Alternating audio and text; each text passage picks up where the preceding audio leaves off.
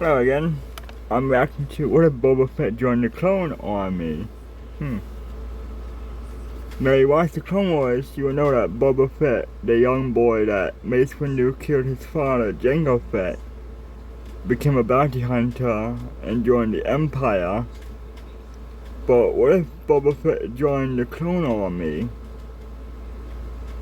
I think he'll be a great asset to the Republic and Palpatine again, an early age.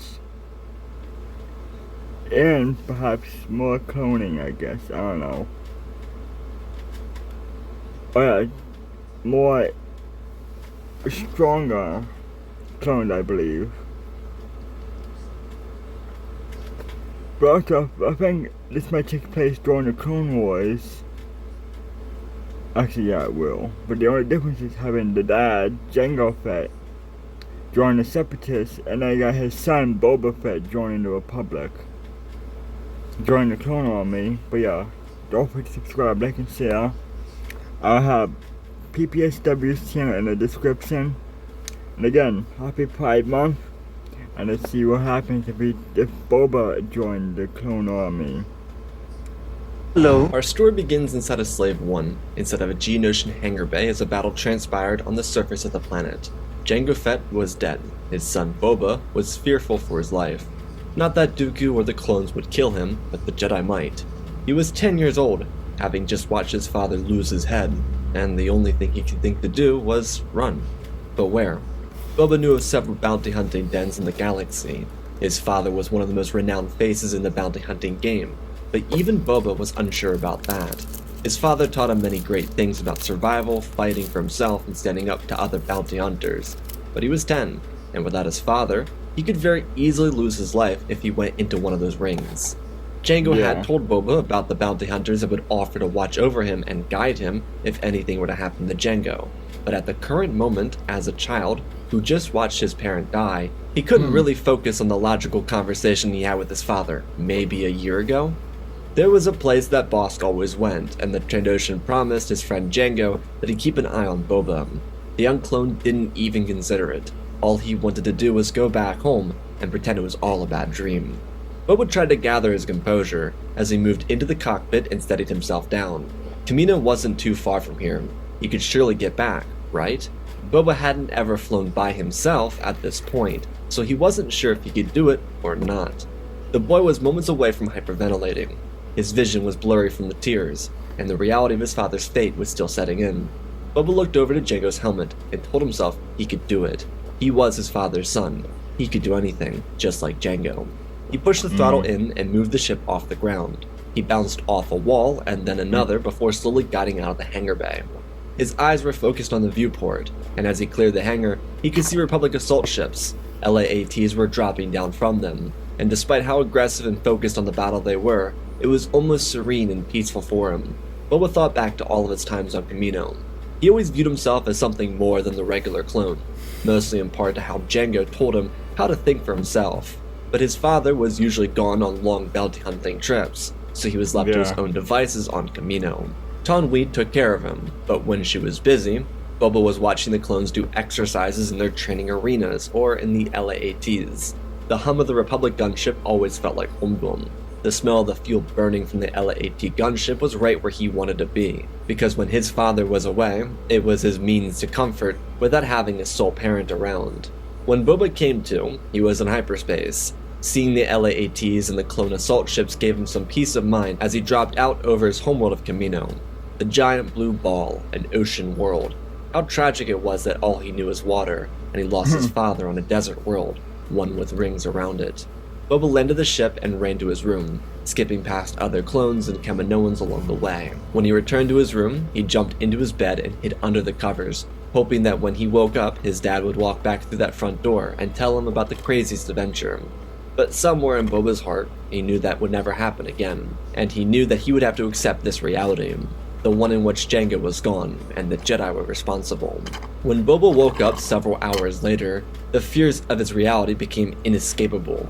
As he left his room, he was greeted by Taun We, and they spoke. She asked Boba to get out everything. Despite seeing the Jedi kill his father, there were other aspects that Boba had yet to consider. His conversation with Tan Wee helped him visualize other aspects of the trauma. She wasn't trying to convince him that the Jedi were right, but she was suggesting that perhaps Dooku's involvement with Jango led to the death of his father. Boba had seen Dooku motion his hands and garner reactions from his troopers and from other individuals. Was it possible that the blame wasn't just based on the Jedi? Boba didn't want to believe it. Tan Wee was expertly trying to move Boba's focus away from the event. The Jedi would be here soon, and Boba couldn't be running his mouth off about Dooku's involvement. But truthfully, Boba didn't know how involved Darth Tyrannus was, so the idea that Tyrannus hired his father didn't really faze him, nor was it something he even considered being an issue for the Jedi. From what Boba understood, his dad was hired by the Kaminoans for a Jedi war machine, and then years later, Dooku hired him to kill a senator. It didn't seem like anything out of the ordinary for the young Fett. Tan Wee got Boba back into the swing of a normal life, but there was one twist. She and Nala Se had spoken to each other about the children, and they were able to come up with an idea. If Boba was alone, then why make him remain that way? While he might not know it, he had a twin sister, technically twin. Omega was created at the same time by the Kaminoans. As scientists, it was only natural for them to want to test their abilities in the cloning field. Jango gave them the perfect opportunity to do so. They were able to create two clones that were completely identical to Jango, except the change of a couple chromosomes, XX and XY. Nala Se and Tan Wee both believed it would be beneficial for them to use both clones together, allow them to get familiarized, and keep them for potential future experiments. With Jango's confirmed death, these clones would be necessary for ensuring the Jango Fett genome didn't die out. They could take samples from either Boba or Omega to potentially elongate the strand for the Grand Army of the Republic. The meeting between brother and sister was as interesting as one might assume it was. Both Omega and Boba were a bit confused, and then they sat there and kinda just stared at each other, without much to say. They were one half to the other, but each had very different experiences. Jango taught Boba how to fight, kill, and fly, while Omega was relegated to lab work with Nala Se, likely due to keeping her presence a secret from Jango. The two siblings didn't say much. I think if they're not siblings, but husband and wife, I see that being like the best husband and wife duo to ever come in Star Wars.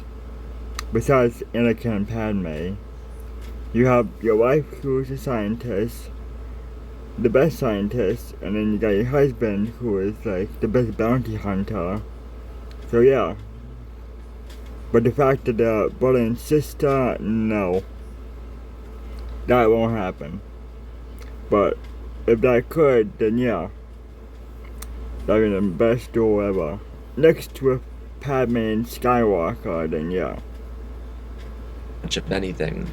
Truthfully, this was because in Boba's mind, she was just like the other clones. The ones that Jango told him time and time again were not the same as him. In a way, it felt like the Kaminoans were trying to make him feel better, for the sake of their own pride. But that truthfully wasn't the case. Having Omega and Boba be true siblings would potentially aid them with better controlling Jango's genome. After 20 minutes of silence, Omega broke the air, and started asking Boba about himself. He was very short with his responses, very stingy in tone, like he had something against her. She picked up on it, but more or less ignored it. She knew that Boba was troubled, and she was aware of how close he was to Jango, so she avoided asking him any questions about that specific relationship. But in the end, she decided that maybe talking about his relationship with their father would help him come out of his shell a little. Boba was very tense, but slowly, the questions started to help him talk about Jango in a positive way. She cemented on how wonderful he sounded, and how she wished that she could have met him. Their conversation remained relatively stale, but Omega told Boba that she would like to spend more time with him. She knew that life on Kamino was difficult, and due to all the clones having accelerated aging, they couldn't really enjoy being children around the facility. Boba hadn't even realized. While their conversation revolved around him and Jango, just as a way to get him out of his comfort zone, she never spoke about how she was pretty much the same thing he was. They were Alpha and Omega, the two first Jango Fett clones created in the labs. Well, ones that weren't test subjects. When she mentioned that it was difficult, he could relate, but he never even thought about what it was like for her. The Kaminoans were cruel and unemotional. To be surrounded by them and have no loving father or parent made him feel bad for her. If she truly was his sister, then why didn't Jango adopt her? Or why didn't they spend time with each other until now? The truth is, Django didn't even know she existed. She was created for the purpose of experimentation, just like a couple of the other lab rats running around Camino. In the coming weeks, Omega and Boba would become a lot more familiarized with each other. Their stale conversations turned into games of tag and hide-and-go-seek. Their neutral demeanor towards each other turned into an almost sibling-like relationship. For Boba, it helped him forget about the pain of his father's death, and for Omega, it helped her enjoy being a kid for perhaps the first time in her life. They ran through the facility without the leash of Nalase or Tanwi. Sometimes this meant playing pranks on the troopers, cadets, or scientists. These few weeks after Genosis were instrumental in building a bond between brother and sister. They were, in their minds, twins, and that's how they viewed their relationship. Though there was something that Omega had noticed from her brother. While they were getting closer and spending most of every day with each other, playing, learning, and having fun, there was a darkness about Boba. Of course, the loss of Django would be difficult on any child, especially in such a manner that he died. But it wasn't just that. It was the hatred for the Jedi. There were some vile words said about Dooku, who Boba blamed equally for the incident. But Boba hated the Jedi more. After all, it was the Jedi who killed his father. So when Boba was informed privately by Tanwi that a Jedi Master was being stationed on Camino, he threw a fit. He wanted to take his anger out on Tanwi, but she wasn't responsible. Even in his blind rage, he could at least reason with himself. It was something his father taught him. So Boba waited for the Jedi to arrive. He was hopeful that it was a purple-wielding lightsaber Jedi from Geonosis, but instead it was some alien he had never seen before. Boba wasn't sure how he planned on getting his revenge, but he could tell that Omega wasn't up for it. She didn't have any experience with the Jedi, and she wasn't going to let Boba get hurt trying to exact revenge. She understood that he was troubled, and she was here to support him, but as his sister, she couldn't let him try and take his anger out on a Jedi Master. He didn't listen, and in the middle of the night he attempted to lay charges outside of Shakti's room. They would electrocute her, and from there he could kill her or something. He wasn't really sure. Additionally to the bond with his sister, Boba had become a little less like his father. He could kill, there was no doubt in his mind, but it was a fact that he couldn't or wouldn't kill someone innocent. This Jedi Master had no bearing on the events at Geonosis. She was there, but she never hurt his father. While he was laying the electrical charges, his sister stepped in. They started to quietly argue, and then it turned into quiet pushing and shoving, before it turned into a wrestling match. One of their feet slammed into the door, and they both prepared to run, but Shakti exited right as it happened. She looked down at the two children and asked what they were doing. Omega looked at Boba, and then she came up with some lame excuse, one that would clear her brother for what he was trying to do. Shakti took a deep breath and walked out of the room, grabbing the electrical wiring as she told Omega that she didn't have to lie. She was able to see what they were up to. She could sense it too. The children looked to each other as Shakti reached her hands out to them and asked them to walk with her. She helped both kids up, and they started walking through the dimly lit halls of Tipoca City at night. Shakti spoke about having sensed the visceral hatred for her upon her arrival. She didn't know where it came from, but this made sense. She asked Boba if he was Django's child, and he nodded his head with a scowl. Shakti then looked to Omega and stopped, noticing that there wasn't the same bond for her and Django. She then looked back to Boba and got down on her knee and told him that on behalf of the Jedi Order and the Jedi Council, she would like to offer an official apology. She understood if he didn't care and didn't want to forgive, but his father's death was never meant to happen. Boba didn't say anything as he fought tears and anger. The Jedi Master could see that, so she patted him lightly on the shoulder and promised that everything would be alright. They continued walking as she asked the children about themselves and this little predicament they found themselves in. Shakti was never told upon her assignment that there'd be non-soldier children present, because the Jedi Council didn't know. Clearly, they could become soldiers, but they didn't have accelerated aging. At one point, Boba had an outburst. It was both rage-filled and sorrowful. Shakti allowed it to boil out, knowing that for a child, one not trained as a Jedi especially, it was important to allow these emotions to flow. She then, once he was finished, told him that we are not defined by what we lose, rather we are defined by what we survived. Shakti believed both children would make fine adults when the time came, and their respective struggles as adolescents would be challenging, but to overcome them was to breathe. To be more than their pain was to exist. They could live fulfilling lives, and she believed that they would, but they needed, especially Boba, to find ways to channel that anger. Shakti couldn't blame him for believing all Jedi were evil, and Boba didn't need to like her, but she would never change her demeanor. Yeah, after one Jedi decapitate your own dad right in front of your eyes. Yeah. That's not... Yeah. near towards him. As a Jedi, it was their duty to protect, to bring peace, and now for the first time in centuries, they were fighting in a war. She told Boba that she would always be welcoming of him. If he wanted to speak to her in the middle of the day or the middle of the night, she'd always be willing to listen. It might not mean much now, but perhaps it was more than he would ever get from the Kaminoans. Obviously, the same was extended to Omega, but Boba was the one who needed the support the most. While Boba had gone to Shaak Ti to hurt her, he left feeling an unbelievable amount of guilt. She was kind and sweet and full of warmness, something that Boba hadn't felt from anyone aside from his sister. Perhaps there was room for forgiveness, and maybe he could learn to see the Jedi for who they were and not what they did unintentionally to him. As the months following Shaak Ti's arrival passed by, Boba and Omega developed a tight bond with her. Unlike Nala Se and Tan We, she was much more caring about their individual health, this being both mental and physical. Shaak Ti was more of a mother to either of them than they ever had from the cold and controlling Kaminoan scientists that watched over them. This inadvertently led to Boba and Omega spending a lot of time around Master T. She was always watching over clone lessons and making sure the troops were actually ready for the front lines. Shaak Ti was very adamant on making sure if a trooper wasn't ready, they had time to develop. This did lead to Omega and Boba going into the training arenas when the troopers were done and playing with the weapons. Shaak Ti didn't encourage it, but she couldn't stop them. It would only make the children want to rebel more. While Boba still had his issues with the Jedi, he was eternally grateful for the bond he had with Shaak Ti, especially because, unlike what he thought a Jedi might do, she encouraged him to use blasters. Both Omega and Boba trained like the troopers did. This was because Shaak Ti understood it was in their blood. She could try and stop them, sure, but whether they liked it or not, they were both Fetts. They were destined to be like their father in one way or another, especially since all their genes came from specifically Jango. Shaak Ti's acceptance of this allowed the children to really view her as a mother-like figure. She was the most maternal individual on Kamino, and Shaak Ti, aside from being followed around by them all day, would actually spend her free time with them. This did lead to Shaak Ti getting less rest on some days, but she understood how crucial it was for the twins. When the war found its way to Kamino, Omega and Boba would be kept safe with Shaak Ti in the command room. While they didn't see much of the action, it would ignite a flame for Boba, one that made him desire combat. However, Nala Se forbade such actions from Alpha. But when Boba brought his desires to Shaak Ti, she told him to give her 24 hours and she would have an answer. Omega tried to talk Boba out of it, but he thought that this is what he was made for. She just didn't want her brother to get hurt, but Boba told her that he wouldn't. He'd have all the clones with them. As an addition to Boba's change of heart towards the Jedi, it was Omega who helped him view the clones as more than just test tube creations.